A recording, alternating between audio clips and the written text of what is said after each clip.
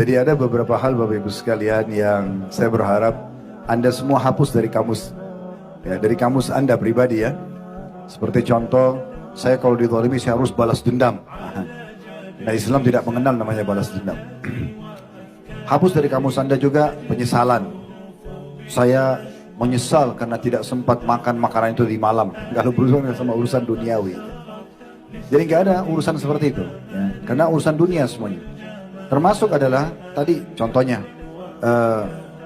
sabar itu ada tempatnya, atau sabar itu ada batasnya. Nggak ada dalam kamus seorang muslimin. Sabar itu nggak pakai kenal tempat. Dimanapun kita berada kalau Allah sedang uji ya sabar. Tidak ada juga batasnya. Kenapa kita katakan tidak ada batasnya? Karena memang Allah menjanjikan fa inna ma'al usri yusra. Di setiap kesulitan ada kemudahan. Allah ulangi dengan harfut ta'kid. Inna ma'al usri yusra. Inna wa akhwatuha. Inna anna lakinna semuanya adalah harfu ta'kid, memastikan informasi setelahnya adalah penting. Maka Allah menekankan setelah kesulitan pasti ada kemudahan. Maka sangka baik dengan Allah. Tanpa kita katakan sabar punya batas, ujian itu sendiri punya batasan, akan berakhir. Sebagaimana ada garis startnya, ada garis finishnya. Tinggal sabarin, gitu kan? Tidak ada masalah yang tidak berakhir, teman-teman sekalian. Semua akan berakhir. Tinggal siapa yang lulus melalui ujian tersebut sehingga dia maksimal dapat pahala dari ujiannya itu, atau dia hanya dapat setengah pahala karena sebagian keluhan, sebagian dia ada, atau memang sama sekali nggak ada pahalanya karena selalu berkeluh kesah, bahkan mengeluhkan Allah Azza wa Jalla kepada manusia.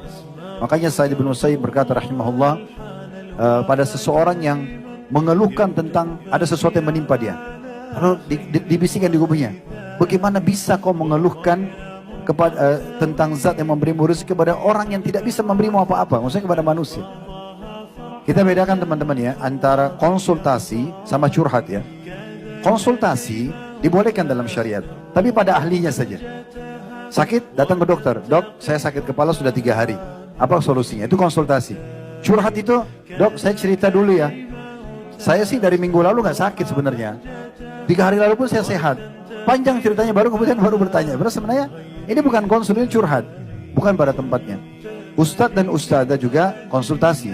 Ada masalah, suami saya ucapin kalimat tolak dalam keadaan emosi, jatuh gak? Selesai. Gak usah cerita, Ustadz saya sebenarnya nikah 10 tahun gak ada apa-apa. Terus kemudian 5 tahun yang lalu kami punya anak. Ceritanya panjang. Sampai aja ujung cuma bertanya tentang jatuh gak tolaknya.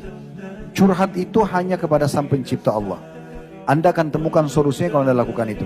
Ada masalah berat, ingin menuangkan semuanya dengan segala macam kosakata yang Anda mau gunakan dan sampaikan, wudu, sujud dan berdoa kepada Allah. Itu Anda akan temukan solusinya.